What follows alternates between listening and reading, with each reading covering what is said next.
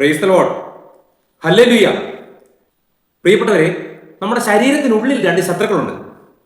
ഒരുവൻ പ്രബലനാണ്, ഒരുത്തൻ ഒരിച്ചിരി ദുർബലനാണ്. എന്നാലും വാശിയുടെ കാര്യത്തിൽ അത്രയ്ക്ക് അങ്ങ് വിട്ടുപിടിക്കുക കേട്ടോ. എന്നാൽ ഇതിൽ വലിയൊരു തമാശ എന്താണെന്നറിയോ? ഒരുത്തിനെ സംരക്ഷിക്കുന്നതും മറ്റൊരുത്തനാണ്. അവന് വേണ്ടിയിട്ട് വെല്ലോന്റെ അടി മേടിച്ച് കൂട്ടുന്നതും അവനാണ്. ഏത് കൂടെയുള്ള ഈ ഒരു ശത്രുവിനെ സംരക്ഷിക്കാൻ വേണ്ടിയിട്ട് മറ്റുള്ളവരുടെ നിന്ന് അടി മേടിക്കുന്നതും അവനെ സംരക്ഷിക്കുന്നതും ഈ പറഞ്ഞ മറ്റൊരുവനാണ്. ഞാൻ പറഞ്ഞത് വേറൊന്നിനെ കുറിച്ചുമല്ല, നമ്മുടെ വായിലുള്ള നാവ്. വായിലെ നാവ് ആവശ്യമില്ലാത്തത് കിടന്ന് പുലമ്പുമ്പോൾ അതിൻ്റെ പേരിൽ അടി കൊള്ളുന്നത് പല്ലുകൾക്കാണ്. ചിലപ്പോൾ പല്ല് ഒന്നും രണ്ടും ഒക്കെ അങ്ങ് തെറിച്ചു പോവുകയും. ഈ നാവിന് പരിക്ക് പറ്റാതെ സംരക്ഷിക്കുന്നത് ഈ പല്ല. എന്നാൽ ചില സമയത്ത് മടുത്തു കഴിയുമ്പോൾ ഈ പല്ല് നാവിനൊരു പണി കൊടുക്കും, കയറി അങ്ങ് കടിക്കും. അപ്പോൾ പിന്നെ ചിലർക്ക് ചില നാവുകൾക്ക് എന്ത് പറ്റുമെന്ന് ചോദിച്ചാൽ അവിടെ പുണ്ണ് വരും, അതവിടെ ചെറിയ ചെറിയ വ്രണമാകും.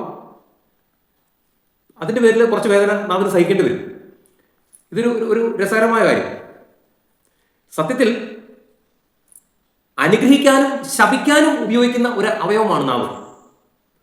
ഇന്ന് നമ്മൾ ധ്യാനിക്കുന്നത് നാവ് എന്ന ആ അവയവത്തിൻ്റെ മഹത്വത്തെക്കുറിച്ചും അതിൻ്റെ വിലയെക്കുറിച്ചും അതിൻ്റെ പ്രാധാന്യത്തെക്കുറിച്ചും, എന്നാൽ അത് വില കെട്ടതാകുന്ന ചില സാഹചര്യങ്ങളെക്കുറിച്ചും പറഞ്ഞു. മനസ്സിലായോ? ഇപ്പം ഞാൻ നിങ്ങളോട് സംസാരിക്കുന്നത് നാവ് കൊണ്ടാണ്. എൻ്റെ അമ്മയ്ക്ക് ഒറ്റ ആങ്ങളെ ഉണ്ടായിരുന്നില്ല, അവർ 5 പെൺമക്കളും ഒരാങ്ങളെയും. അദ്ദേഹം കുറ്റിക്കലച്ചൻ്റെ സഭയിലെ ഒരു ശുശ്രൂഷകനായിരുന്നു, ഒരു പ്രേക്ഷകനായിരുന്നു. അവിടുത്തെ ഒരു സന്യാസ ജീവിതം നയിച്ചിരുന്ന ഒരു വ്യക്തിയായിരുന്നു. ഒരുപക്ഷെ ചിലപ്പോൾ നിങ്ങൾ കേട്ടിട്ടുണ്ടാവും. ചാക്കച്ചൻ എന്നൊക്കെ അറിയപ്പെടുന്ന പത്രമാധ്യമങ്ങളിലൊക്കെ അദ്ദേഹത്തെക്കുറിച്ച് റിപ്പോർട്ട് വന്നിരുന്നു. അദ്ദേഹത്തിൻ്റെ ജീവിതത്തിൽ എനിക്ക് ഏകദേശം തോന്നുന്ന ഒരു 4-5 വർഷക്കാലം ഒരു അനുഭവം ഉണ്ടായിരുന്നു. അദ്ദേഹത്തിന് സംസാരശേഷി നഷ്ടപ്പെട്ടു പോയി. ഇപ്പോൾ അദ്ദേഹം മരിച്ചിട്ട് കുറേ വർഷമായി. സംസാരശേഷി നഷ്ടപ്പെട്ട ഒരു കാലഘട്ടം ഉണ്ടായിരുന്നു. എന്തോ അസുഖം വന്നോ എന്തോ സംഭവിച്ചെന്നറിയില്ല. അതിനുശേഷം പുള്ളീനെ ഒരു വിജന സ്ഥലത്ത് വെച്ചിട്ട് കുറേ കള്ളന്മാർ ആക്രമിച്ച ഒരു അനുഭവം ഉണ്ടായി. അപ്പം ഇവിടേക്കിട്ടൊക്കെ അടി കിട്ടിയെന്നാണ് പറയുന്നത്. അപ്പോൾ ആ അടിയിലാണ് പുള്ളിക്ക് സംസാരശേഷി തിരിച്ചു കിട്ടിയത്. അതോടെ നിൽക്കട്ടെ. ഒരിക്കൽ ഒരു ചെറുപ്പക്കാരൻ ഈ ഒരു നവീകരണ യുവജന മുന്നേറ്റത്തിന്റെ ഭാഗമായിട്ട് നടന്നൊരു പ്രോഗ്രാമിൽ എൻ്റെ അടുത്ത് ഒരു ഷെയറിങ്ങിന് വന്നു. ഇവന് വേണ്ടി പ്രാർത്ഥിച്ചപ്പോൾ അയൽപക്കത്തുള്ള ഒരു സ്ത്രീയോട് ഇവന് ഭയങ്കരമായ വെറുപ്പ്, ദേഷ്യം, ഇവന് ക്ഷമിക്കാൻ പറ്റാത്തൊരു വെറുപ്പ്. ഞാൻ ഇവനോട് ചോദിച്ചു എന്താണ് കാര്യമെന്ന് ചോദിച്ചപ്പോൾ ഇങ്ങനെ ഒരു പരിശുദ്ധാത്മാവ് ഒരു മെസ്സേജ് തരുന്നുണ്ട്, എന്താണെന്ന് ചോദിച്ചപ്പോൾ അവൻ പറഞ്ഞു, എൻ്റെ ബ്രദറെ, ഞാൻ എൻ്റെ അവിടെ ഒരു നാട്ടിൽ നിന്ന് ഒരു പുതിയ സ്ഥലത്തേക്ക് സ്ഥലം വിറ്റ് വന്നതാണ്. അപ്പം ഞങ്ങളുടെ അയൽപക്കത്തുള്ളൊരു സ്ത്രീയാണ്. ഞാൻ ഇങ്ങനെ പാട്ടും പരിപാടിയൊക്കെ ചെയ്യാൻ പോകുന്ന ഒരാളാണ്. അപ്പം ഈ സ്ത്രീ എന്നോട് പറഞ്ഞു അവരുടെ ബന്ധത്തിൽ ഒരു കല്യാണമുണ്ട്, അതിന് പാട്ട് പാടാനായിട്ട് ഞാൻ വിളിക്കാമെന്ന് പറഞ്ഞു. അവർ ഈ പയ്യനോട് പറഞ്ഞു. എന്നിട്ട് എന്ത് ചെയ്തു, കുറച്ച് നാളുകൾ കഴിഞ്ഞു ആ കല്യാണത്തിന് വിളിച്ചില്ലെന്ന് മാത്രമല്ല ഇവര് ഒരു കാര്യവും കൂടെ ഇവനോട് പറഞ്ഞു. ഇന്ന വ്യക്തി, അതായത് ഇവന്റെയൊക്കെ കൂട്ടത്തിൽ അതേ യുവജന മുന്നേറ്റത്തിലുള്ള മറ്റൊരു ചെറുപ്പക്കാരന്റെ പേര് പറഞ്ഞു. ഇത് വേറെ ദൂരെ താമസിക്കുന്ന ഇവരുടെ ബന്ധത്തിൽപ്പെട്ട ഒരു ചെറുപ്പക്കാരൻ, ദൂരത്ത് താമസിക്കുന്ന ഒരു ചെറുപ്പക്കാരന്റെ പേര് പറഞ്ഞിട്ട് അവൻ പറഞ്ഞു നിന്റെ പാട്ട് ഗുണമില്ല, മോശമാണെന്ന് പറഞ്ഞു. എന്നിട്ട് അവൻ തന്നെ വേറെ ആളെ ഇവർക്ക് അറേഞ്ച് ചെയ്ത് കൊടുത്തെന്ന് ഈ ചെറുപ്പക്കാരനോട് പറയും. അത് കേട്ടതോടുകൂടി എനിക്ക് അവനോട് ഭയങ്കര വെറുപ്പായി, ദേഷ്യമായി. അവനെ പിന്നെ എവിടെ വെച്ച് കണ്ടാലും ഞാൻ മിണ്ടിയില്ല. അങ്ങനെ പിണക്കമായി ഇങ്ങനെ നടന്നു. അങ്ങനെ ഒരു കരിസ്മാറ്റിക് യുവജന മുന്നേറ്റത്തിന്റെ ഭാഗമായിട്ടൊരു കൂട്ടായ്മപ്പെട്ട ഒരു വ്യക്തിയാണെന്ന് വിചാരിക്കണം. 2 വ്യക്തികൾ തമ്മിലുള്ള കാര്യം ഈ പറയുന്നത് സംഭവിച്ചത്. ഒരു സ്ത്രീയുടെ വായി കിടക്കുന്ന നാവിന്റെ ഇതിലൂടെ സംഭവിച്ച ഒരു പ്രശ്നമാണ്.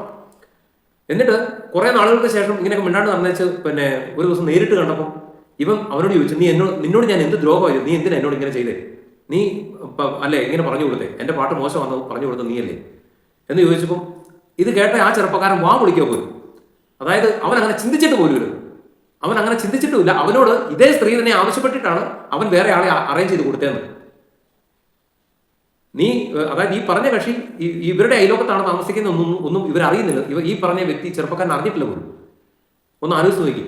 ആദ്യം പാട്ട് പാടാനായിട്ട് അവസരം വിളിച്ച് കൊടുക്കാമെന്ന് അങ്ങോട്ട് പറഞ്ഞു. അതിനുശേഷം ആ സ്ത്രീ തന്നെ ഇവന്റെ അതേ കരിസ്മാറ്റിക് മുന്നേറ്റത്തിൽപ്പെട്ട ആ കൂട്ടായ്മയിലുള്ള മറ്റു ചെറുപ്പക്കാരൻ പറഞ്ഞു എന്നും പറഞ്ഞ് അപവാദം ഉണ്ടാക്കി പറഞ്ഞ് ഈ 2 വ്യക്തികളെ തമ്മിൽ തെറ്റിച്ചു. പ്രിയപ്പെട്ടവരെ, നമുക്ക് തിരുവചനം പറയുന്നത് എന്താണെന്ന് നമുക്ക് നോക്കാം. നാവിനെ കുറിച്ച് എന്താണ് തിരുവചനം പറയുന്നത് നമുക്കൊന്ന് നോക്കാം.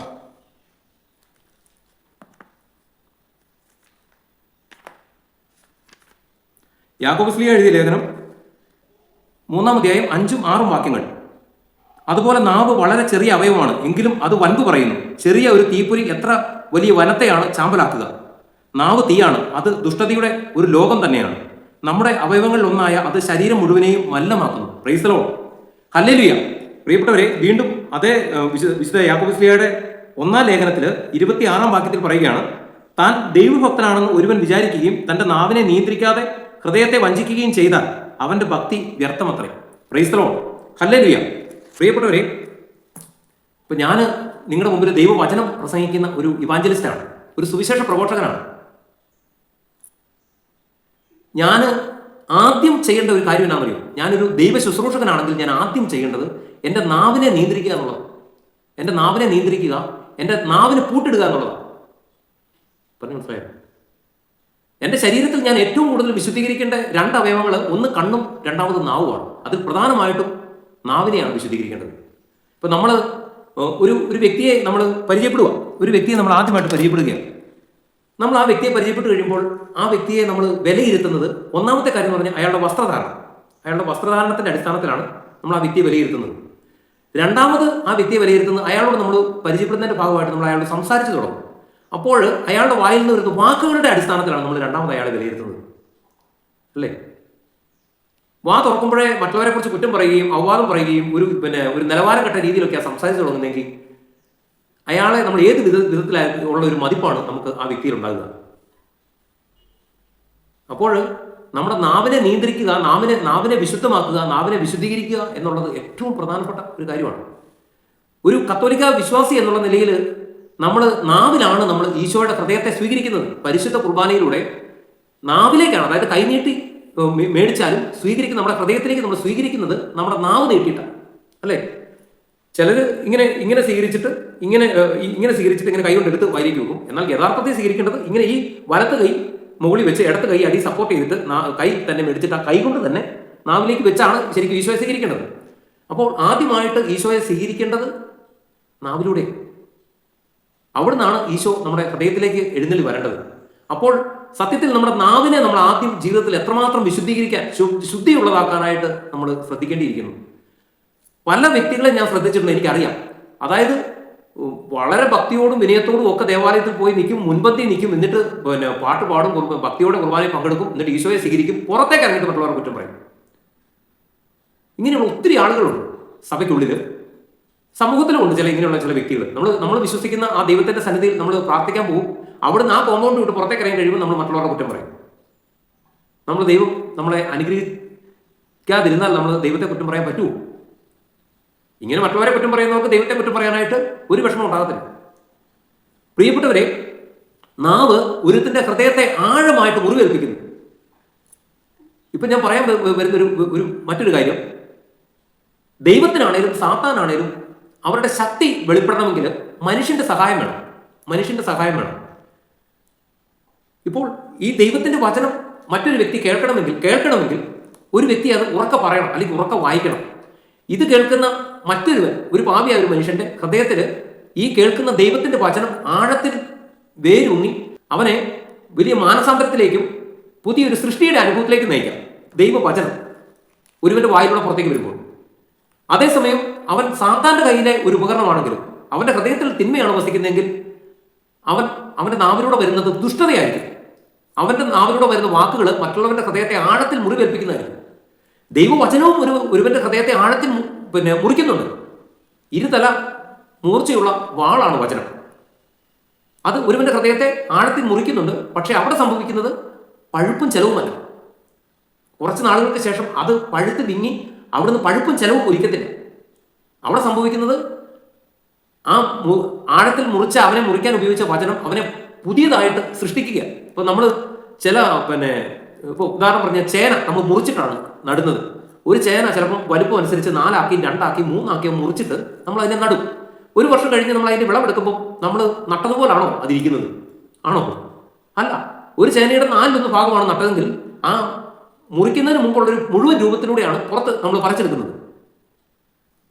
അതുപോലാണ് ദൈവത്തിന്റെ വചനം. എന്നാൽ ദുഷ്ടനിൽ നിന്നുള്ള വാക്ക് അവൻ ഒരു മനുഷ്യന്റെ ഹൃദയത്തിൽ ഏൽപ്പിക്കുന്ന മുറിവ്, അത് കുറച്ച് നാളുകൾക്ക് ശേഷം അത് അവിടെ മൂടിക്കെട്ടി പഴുത്ത് അതിൽ നിന്ന് പിന്നെ പഴുപ്പും ചെലവും ഒരിക്കുന്ന ഒരു വലിയ വ്രണമാകുന്ന ഒരു അവസ്ഥയിലേക്ക് വരും. Price the Lord, hallelujah. പ്രിയപ്പെട്ടവരെ, നമുക്ക് സങ്കീർത്തനം ഒന്ന് വായിച്ചു നോക്കാം. സങ്കീർത്തനത്തിൽ 34 അധ്യായത്തിൽ 13 മുതൽ വാക്യങ്ങൾ. തിന്മയിൽ നിന്ന് നാവിനെയും വ്യാജഭാഷണത്തിൽ നിന്ന് അധരങ്ങളെയും സൂക്ഷിച്ചുകൊള്ളുവിൻ. Price the Lord. തിന്മയിൽ നിന്ന് നാവിനെയും വ്യാജഭാഷണത്തിൽ നിന്ന് അധരങ്ങളെയും സൂക്ഷിച്ചുകൊള്ളുവിൻ. ഞാൻ ഈ പ്രാർത്ഥനാ ഗ്രൂപ്പിലൊക്കെ വന്നു തുടങ്ങിയ ആദ്യ കാലഘട്ടം എൻ്റെ ജീവിതത്തിലെ ഏറ്റവും വലിയൊരു പ്രശ്നം എന്ന് പറഞ്ഞു കഴിഞ്ഞാൽ അതായത് വാ വിളിച്ചു കഴിഞ്ഞാൽ, അതായത് ആലോചനയില്ലാതെ സംസാരിക്കുക, എന്തെങ്കിലുമൊക്കെ വിഡ്ഢിത്തരങ്ങൾ വിളിച്ചു പോവുക, ഇതൊക്കെയാണ്. അപ്പോൾ പ്രാർത്ഥനാ ഗ്രൂപ്പിലുള്ള വരുന്ന ചെറുപ്പക്കാരൊക്കെ തന്നെയായിരുന്നു ആ കാലഘട്ടത്തിൽ എൻ്റെ സുഹൃത്തുക്കൾ. അവസാനം അവരെന്നെ വളരെയധികം ശകാരിക്കാനും കുറ്റപ്പെടുത്താനും ഒക്കെ അകറ്റി നിർത്താനും തുടങ്ങുന്ന ഒരു അവസ്ഥയിലേക്ക് വന്നു. ഞാൻ വളരെ ദാഹത്തോടു കൂടി, ഒരു പ്രാവശ്യമല്ല കുറേ വർഷക്കാലം വളരെ ദാഹത്തോടുകൂടി ഞാൻ പ്രാർത്ഥിക്കാൻ തുടങ്ങി. പരിശുദ്ധാത്മാവേ, ആലോചന എന്ന് പറയുന്ന അവിടുത്തെ ഫലം നൽകി, കൃപ നൽകി എന്നെ അനുഗ്രഹിക്കണമെന്ന് പ്രാർത്ഥിക്കാൻ തുടങ്ങി. പിന്നെ ഏറെ കാലഘട്ടം കഴിഞ്ഞ്, കുറേ വർഷം കഴിഞ്ഞപ്പോൾ ഞാൻ പോലും അറിയാതെ ഒരു കൃപ എന്നിൽ പ്രത്യക്ഷമാകാൻ തുടങ്ങി. ഞാൻ ആരോട് എന്തെങ്കിലും പറയുന്നുണ്ടെങ്കിൽ അതൊരു 2 പ്രാവശ്യമെങ്കിലും ഒന്ന് ആലോചിച്ചിട്ട് ഞാൻ സംസാരിക്കുകയുള്ളൂ. എന്നാൽ അപൂർവമായ ചില സാഹചര്യത്തിൽ ചിലപ്പോൾ ആലോചന ഇല്ലാതെ ചില വാക്കുകൾ പുറത്ത് വരാറുണ്ട്. അതിൻ്റെ പേരിൽ പിന്നീട് ദുഃഖിക്കേണ്ട അവസ്ഥ വന്നിട്ടുമുണ്ട്. Price the Lord. പ്രിയപ്പെട്ടവരെ, ചില സാഹചര്യങ്ങളിൽ ചില ശുശ്രൂഷകരുടെ, ചിലപ്പം ചില സഹപ്രവർത്തകരുടെ, ചില അധികാരികളുടെ, ചിലപ്പം ചില സഭാധികാരികളുടെ, വൈദികര്, സന്യസ്തര്, അങ്ങനെയുള്ളവരുടെയൊക്കെ വായിൽ നിന്ന് നമുക്ക് ചിലപ്പോൾ വേദന അനുഭവിക്കുന്ന ചില സാഹചര്യങ്ങൾ, വാക്കുകൾ നമുക്ക് കേൾക്കേണ്ടി വരാറുണ്ട്. കുറ്റപ്പെടുത്തലുകൾ, മാറ്റി നിർത്തുന്ന, അങ്ങനെയുള്ള പലതരത്തിൽ നമ്മളെ മുറിവേൽപ്പിക്കുന്ന വാക്കുകളൊക്കെ അവരുടെ വായിൽ നിന്ന് നമുക്ക് കേൾക്കാൻ ഇടവന്ന സാഹചര്യങ്ങളുണ്ടാകും. പക്ഷേ നീ ഒരു കൃപയാൽ വിളിക്കുന്ന, അതായത് നീ ഒരു ദൈവകൃപയിലായിരിക്കുന്ന ഒരു വ്യക്തിയാണെങ്കിൽ അവയെല്ലാം ദൈവം എന്ത് ചെയ്യും? നന്മയ്ക്കായിട്ട് മാറ്റും. വചനം റോമാക്കാർക്ക് എഴുതിയ ലേഖനം 8-ാം അധ്യായത്തിന്റെ 28-ാം വാക്യം പറയുകയാണ്, ദൈവം തന്നെ സ്നേഹിക്കുന്നവർക്ക് തന്റെ പദ്ധതി അനുസരിച്ച് വിളിക്കപ്പെട്ടവർക്ക് അവിടുന്ന് എല്ലാം നന്മയ്ക്കായിട്ട് മാറ്റുന്നു. അതുകൊണ്ടാണ് ദൈവത്തിന്റെ വചനം പറയുന്നത്, നിങ്ങൾ ആരെയും വിധിക്കരുത്, നിങ്ങൾ ആരെയും കുറ്റപ്പെടുത്തരുത്. നിങ്ങൾ ആരെയും വിധിക്കുകയും കുറ്റം പറയുകയും ചെയ്യരുതെന്ന് പറയുന്നതിന്റെ അടിസ്ഥാന കാരണം, ഒരു വ്യക്തി നമ്മളോട് എന്തെങ്കിലും പറഞ്ഞു, നമ്മൾ ആദ്യത്തെ ദേഷ്യത്തിൽ നമ്മൾ ആ വ്യക്തിയെക്കുറിച്ച് എന്തെങ്കിലുമൊക്കെ പറയുമായിരിക്കും. പക്ഷേ ആ വ്യക്തി അങ്ങനെ ചെയ്യാൻ, ആ പ്രവൃത്തി ചെയ്യാൻ, അല്ലെങ്കിൽ അങ്ങനെ ഒരു വാക്ക് പറയാൻ, അല്ലെങ്കിൽ അത്തരത്തിൽ നിന്നോട് മോശമായ രീതിയിൽ ഇടപെടാൻ അയാളുടെ ജീവിതത്തിൽ അങ്ങനെ എന്തെങ്കിലും ഒരു കാരണം കാണും. അപ്പോൾ അതെന്താണെന്ന് നമുക്കറിയില്ലല്ലോ. അപ്പോൾ അത്തരത്തിലുള്ളൊരു പശ്ചാത്തലമായിരിക്കാം നിന്നോട് അങ്ങനെ ആ വ്യക്തി ഇടപെടാനുണ്ടായ കാരണം. ദൈവം എന്ത് ചെയ്യും? നീ പൂർണ്ണമായിട്ട് ദൈവകൃപയിൽ ആശ്രയിച്ച് ജീവിക്കുന്ന ഒരു വ്യക്തിയാണ്. ദൈവം അതിനെല്ലാം നന്മയ്ക്കായിട്ട് മാറ്റും. Price the Lord, hallelujah. നമ്മുടെ ശരീരത്തെ നിയന്ത്രിക്കുക എന്ന് പറഞ്ഞാൽ അത് സാധിക്കും. പക്ഷെ നാവിനെ നിയന്ത്രിക്കുക, അതായത് കപ്പലിനെ നിയന്ത്രിക്കാനായിട്ട് ഉപയോഗിക്കുന്നത് ഒരു ചെറിയൊരു എന്താ പറയണ്ടേ, ചെറിയൊരു സ്റ്റീറിങ്ങാണ്. അതുപോലെ തന്നെ കപ്പലിനെ ഒരിടത്ത് പിടിച്ചു നിർത്താനായിട്ട് ഉപയോഗിക്കുന്നത് കപ്പലിന്റെ അത്രയും തന്നെ വലുപ്പമുള്ളൊരു വസ്തുവാണ്. അതൊരു നങ്കൂരമാണ്. ആ കപ്പലിന്റെ വലിപ്പം വെച്ച് നോക്കുവാണെങ്കിൽ അതിനും വളരെ ഒരു ചെറിയ വലിപ്പമുള്ളൂ. പ്രിയപ്പെട്ടവരെ, നമ്മുടെ ശരീരത്തെ വിശുദ്ധമായിട്ട് കാത്തു സൂക്ഷിക്കാൻ, നമ്മുടെ ശരീരത്തെ പാപത്തിൽ വീണ് നശിച്ചു പോകാതിരിക്കാനായിട്ട് നമ്മൾ നിയന്ത്രിക്കേണ്ടത് നമ്മുടെ നാവിനെയാണ്. നാവിനെ നിയന്ത്രിക്കുന്നവന് താൽക്കാലിക പരാജയം ഉണ്ടാവുള്ളൂ, ശാശ്വതമായ വിജയം അവൻ്റെതായിരിക്കും. പറഞ്ഞു മനസ്സിലായോ? നാവിനെ നിയന്ത്രിക്കുന്നവന് താൽക്കാലികമായിട്ട് പരാജയം ഏറ്റുവാങ്ങാം, പക്ഷേ സുനിശ്ചിതമായ വിജയം അവൻ്റെതായിരിക്കും. നാവ് കലഹം തുടങ്ങി വെക്കും, എന്നിട്ട് എന്ത് ചെയ്യും? അവൻ വായിൽ വളരെ സുരക്ഷിതമായിട്ട് അവിടെ കിടക്കും. അതിൻ്റെ പേര് മർദ്ദനം വെക്കേണ്ട വരുന്ന ആരാ? ശരീരം മുഴുവനാണ്. നാവ് തുടങ്ങി വെക്കുന്ന കലഹം, ഇപ്പം ഉദാഹരണം പറഞ്ഞു കഴിഞ്ഞാൽ, എവിടെയെങ്കിലും ഒരു സംഘടന നടന്നു, 2 വ്യക്തികൾ തമ്മിൽ ഏറ്റുമുട്ടി, ഭയങ്കര ശക്തമായ അടിയുണ്ടായി. ഈ അടി ഉണ്ടാകും, ആദ്യമേ തന്നെ അടിയിലേക്ക് വരുവാണോ ചെയ്യുന്നത്, അല്ലെങ്കിൽ കലഹത്തിലേക്ക് വരുവാണോ, ഏറ്റുമുട്ടലിലേക്ക് വരുവാണോ, മർദ്ദനത്തിലേക്ക് വരുവാണോ? അതിന് മുന്നോടിയായിട്ട് അങ്ങോട്ടും ഇങ്ങോട്ടും ഒരു വളരെ മോശമായ രീതിയിലുള്ള വാക്കുകൾ ഉപയോഗിച്ച് അഭിസംബോധന ചെയ്ത് വഴക്കുണ്ടാക്കും, ചീത്ത പറയും. അങ്ങനെ അതിനെല്ലാം ശേഷം അതിന്റെ മൂർധന്യാവസ്ഥയിലായിരിക്കാം ഇവർ 2 വ്യക്തികളിലേക്ക് കുറെ 2 കൂട്ടർ തമ്മിൽ ഏറ്റുമുട്ടലുണ്ടാകുന്നത്. പറഞ്ഞു മനസ്സിലായോ? അപ്പം എത്ര ഭയപ്പെടേണ്ട ഒരു അവയവമാണ് നാവ്. ചില സ്ഥാപനങ്ങളിൽ ജോലി ചെയ്യും, മാനേജ്മെന്റിനോട്, അധികാരികളോട് ഇല്ലാതെ ഒരു ഒറ്റ വാക്ക് പറയുന്നതിന്റെ പേരിൽ അവന്റെ ജോലി പോലും നഷ്ടപ്പെട്ട് അവൻ പിന്നെ ഒരു എന്താ പറയുക നിത്യമായ ദുഃഖത്തിലേക്ക് പോകേണ്ട വരുന്നത്. ചിലരുടെ സ്ഥാനം തെറിക്കുന്നത്, ചിലർക്ക് കിട്ടേണ്ട ജോലി നഷ്ടപ്പെട്ടു പോകുന്നത്, ചിലർക്ക് കിട്ടേണ്ട ബഹുമാനവും ബഹുമതിയും നഷ്ടപ്പെടുത്തുന്നത് ഈ ഒറ്റ നാവ. ആലോചനയില്ലാത്ത സംസാരം. അതുകൊണ്ട് പ്രിയപ്പെട്ടവരെ, പരിശുദ്ധ അമ്മയിൽ ഉണ്ടായിരുന്ന 7 പുണ്യങ്ങളിലൊന്നാണ് ആഴമായ മൗനം. പരിശുദ്ധ അമ്മയോട് പ്രാർത്ഥിക്കുക, പരിശുദ്ധ അമ്മയുടെ 7 പുണ്യങ്ങളാൽ എന്നെ നിറയ്ക്കണേന്ന് പ്രാർത്ഥിക്കുക. പ്രത്യേകിച്ച് അമ്മയിലുണ്ടായിരുന്ന ആ 7 പുണ്യങ്ങളിലും ആഴമായ മൗനം എന്ന് പറഞ്ഞ ആ കൃപയാൽ, ആ പുണ്യത്താൽ എന്നെ നിറയ്ക്കണമെന്ന് ആത്മാർത്ഥമായിട്ട് പ്രാർത്ഥിക്കുക. നാവിനെ കുറിച്ച് പറയുമ്പോൾ ഒത്തിയേറെ വചനഭാഗങ്ങൾ പറയാനുണ്ട്. എന്നാലും ഒരു പ്രധാനപ്പെട്ട ഒരു വചനവും കൂടെ നമുക്കൊന്ന് വായിച്ചു കേൾക്കാം. ഫിലിപ്പി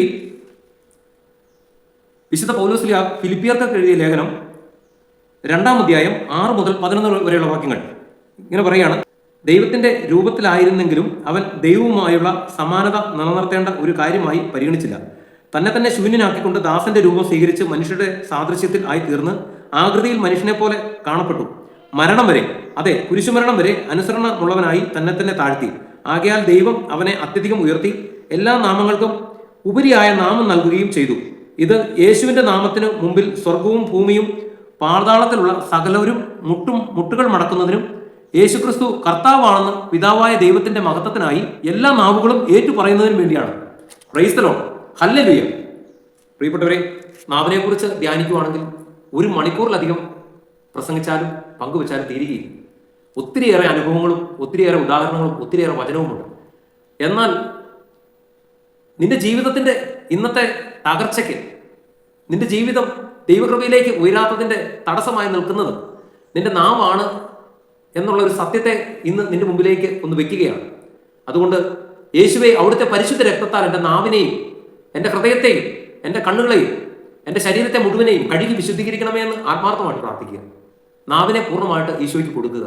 ആലോചന എന്ന പരിശുദ്ധാത്മാവിന്റെ ദാനം ലഭിക്കാനായിട്ട് ആത്മാർത്ഥമായിട്ട് ഇന്നു മുതൽ നീ പ്രാർത്ഥിച്ചു തുടങ്ങുക.